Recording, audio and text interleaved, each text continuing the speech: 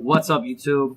This is Paul, aka Exile, Team Rogue, and this is my Megacolony deck profile. It is my numero uno deck right now. It's my favorite deck. My favorite, low key, but it's my favorite subclan. Subclan. Wow, it's a favorite. It used to be a subclan, pretty much. No support, but finally we're getting support. So I play Darkface with my alternative grade 3 being my Break Ride. So I'm just gonna get right into it. I'll start with my lovely little starter here. I love the starter a lot. I see a lot of comments about him. People don't really like him. I think he's really, really strong. So, Childhood Command Rosenberg, Dark Device, put him into Soul, choose a GB1, choose a rear guard.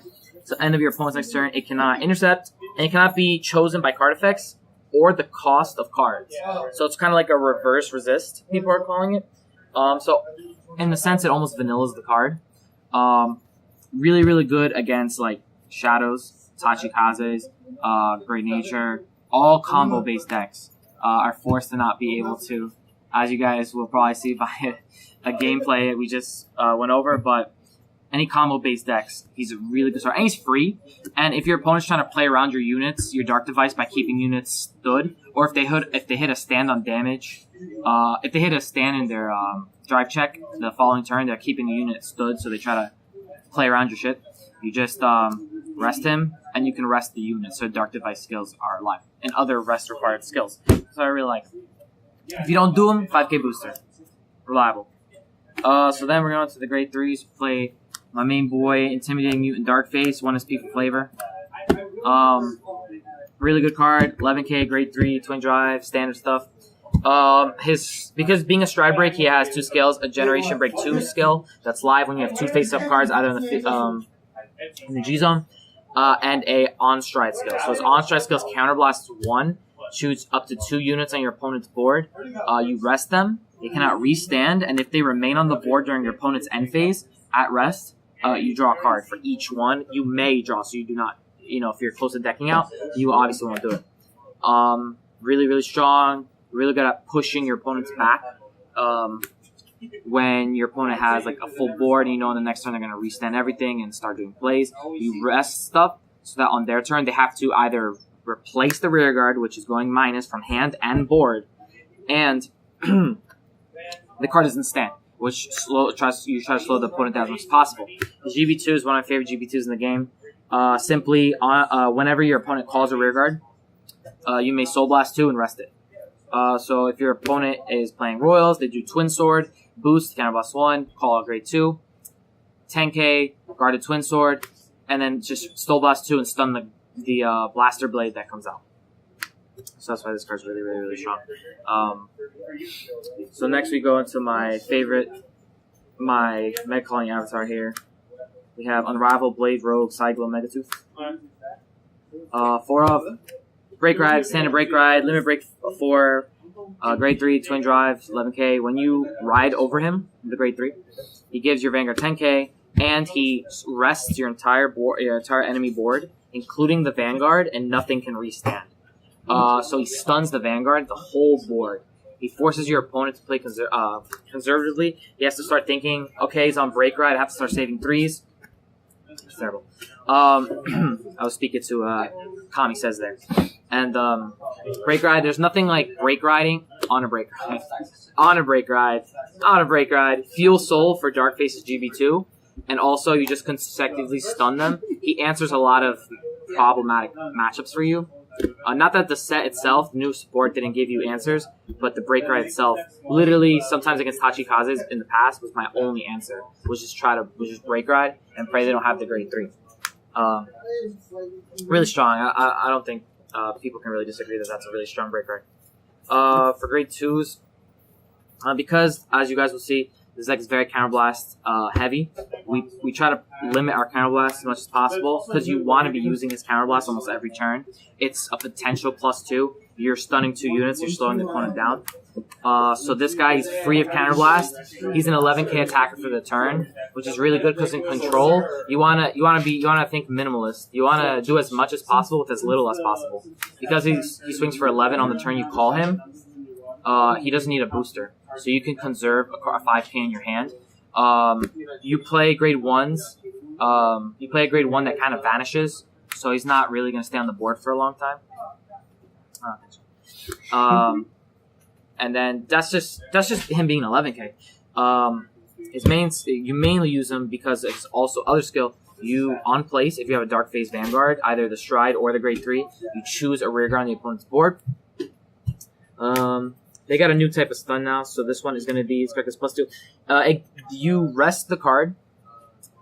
Oh wait, yeah. So you choose a rearguard. If it's at rest during your opponent's end phase, you get to draw a card, and you keep the card stunned. So it's really good.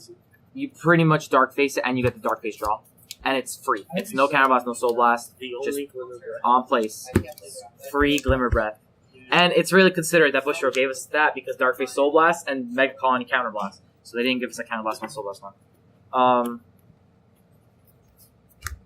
So we play 4 Buster Mantis.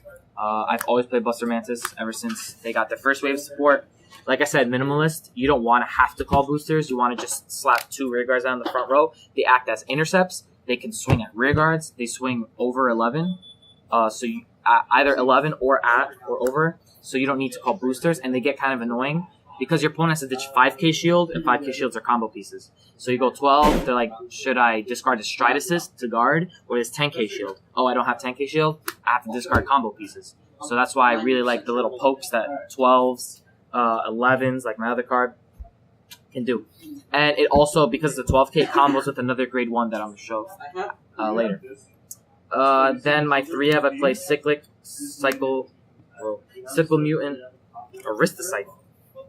That's a mouthful. 9k grade 2 intercept.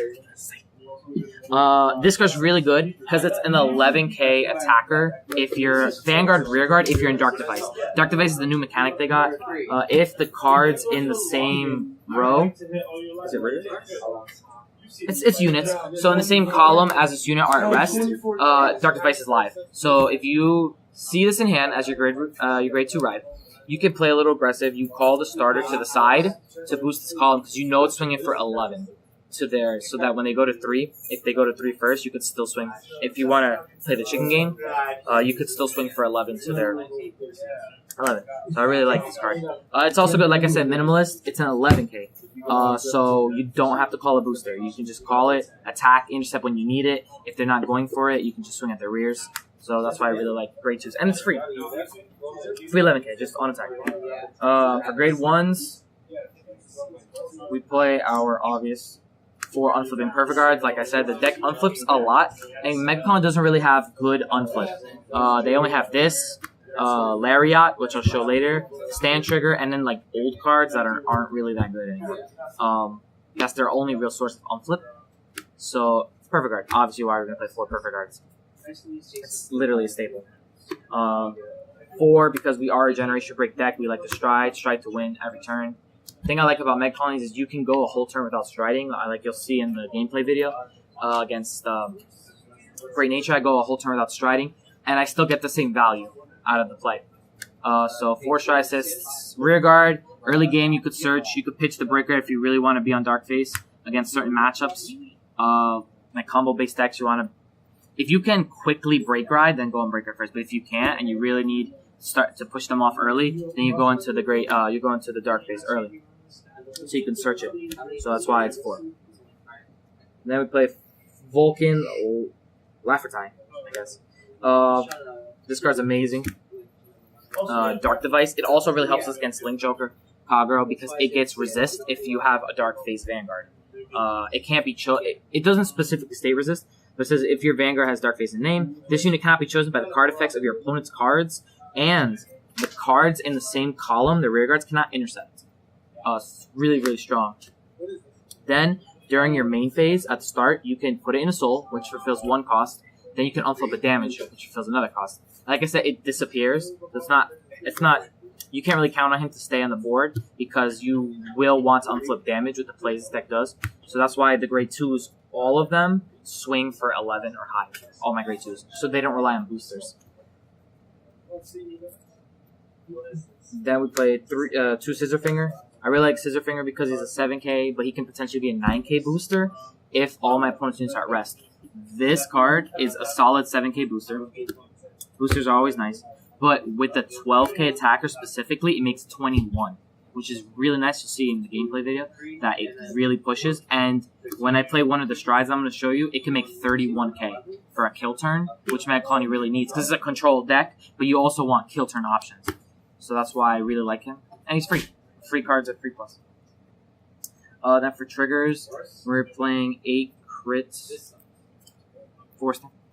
8 crit 4 stand. So right now I only have 1 currently, but in the soul, it's your standard if you're on the stride break in name. In the soul when it attacks +5. It's really good for soldier. Yeah.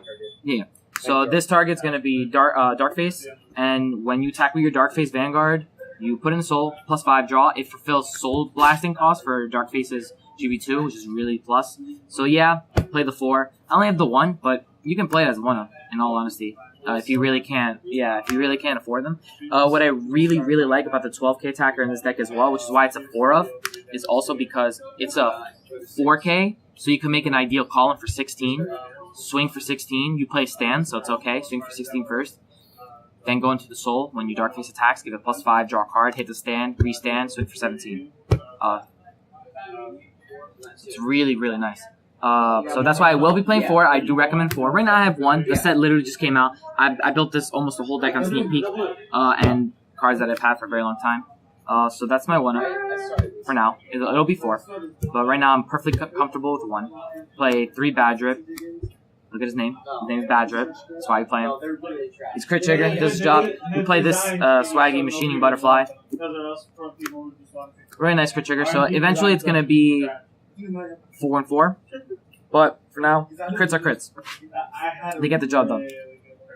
Then we play this amazing stand trigger, really clutch with all the counterblast cost they gave us. Makeup Widow, she's really good. She's a 4k, like I said, that 12k coming in clutch again, swinging in for 16.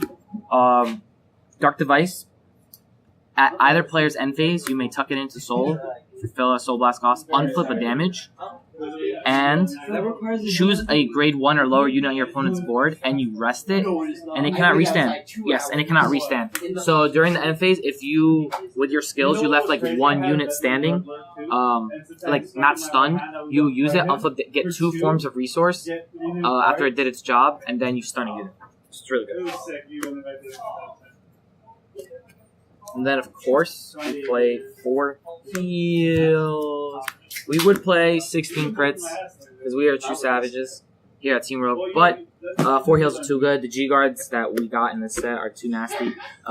Every deck, 4 heals. Like, G-Guarding is nice. It's really important in this format. If your opponent's playing G-Guards and you're not, you're a loser. I'll go as far as to say as you're a baddie. I apologize. No, you are a baddie. You are a baddie. Thank you, Delta Force. So now we're going to go into our strides. I think the strides we got are amazing. They take a lot of skill to implement because your opponent can play around them, but you can actually predict your opponent playing around them and play around that. So we have different options. So adjustments. I like that adjustment. So we have Poison Spear. What was this? Probably might be cut to 2. I like him as 3 because if you're playing as Link Joker and he's locking down your board, he's literally the only card you're going into. Link Joker plays rear guards. They play rear guards. They do it every turn. They're gonna have 3 units or more. CBD, you're playing Photon, you're playing Iron, and you're playing Colony Maker. So you'll get your +5 in a draw. If they don't have the perfect guard, if they drop a 20k G-Guard, it's matching, so they have to drop additional cards. So it's really nice. With a booster, it's 36. So a G-Guard is still passing. If they drop a 10k and a G-Guard, it's 1 to pass. So this guy gets really big. Whenever you attack with him, your opponent goes, G-Guard, 1 to pass. You're like, no, it's 31. It's like, that's 31. How? It comes in super clutch. And you draw a card, so it's really good. Then we play for this bad boy, Merciless. This counts the Vanguard too. Yep. Yes, it's units. So yeah, like I said, you count the booster, the Vanguard, and the 1 rear guard they called. It's really nice. Merciless Mutant Deity Darkface. So this card is amazing, but you have to use him properly. He's very lackluster if you just do him 1 time, just stun 1 card. What hurts is when you do the second one to stun 3 cards. It's really strong. So he is counter +1. Choose any card in your G zone and flip it face up. You Choose a rear guard on your opponent's board. For every face-up of him in your G-zone, you give it a special kind of paralyze.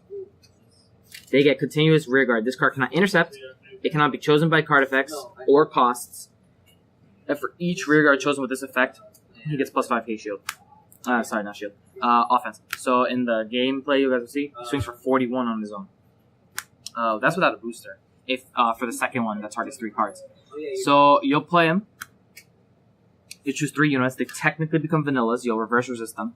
And they cannot intercept. So your opponent's literally stuck with 3 near-dead rear guards. And also, what's really nice about this is they cannot apply trigger effects to the cards targeted by this. So if they don't replace them and they go, okay, crit, all in this rear guard, you can't because of his skill. That's another thing that's really nasty about the starter. The starter has the same type of special paralyze. It's really good against stand-based decks. Oh, it's really good against stand-based decks. Double grapplers just cry. Because they're like, can't target with unit with effect. Can't target. Nope. It's really good against crit-based decks. So right now we're playing 2 Wild 5 Mutant Deeds Staggle Dipper. It's really good. I could cut this down for for now I like it. You counterblast 1, you flip anything up in your G zone. You choose up to 3 of your units. They get +1 for every face-up card in no, sorry, not face-up card. For every unit at rest in your opponent's board. So if he has like Vanguard is in Legion, that's already 2 units. Then 3, 4, 5, you can get 3 units 5k. So like I said, this is the stride you go into. When you have the 12k and the 9k booster to make 21, he makes 31. You hit a trigger, that's 36 on its own. It's really strong. It gets over G guards. And then what's nice about him is if you do him first, just to push a little bit. If your opponent tried to rush you a little bit early and they have a lot of rear guards just chilling, play this. This could flip up.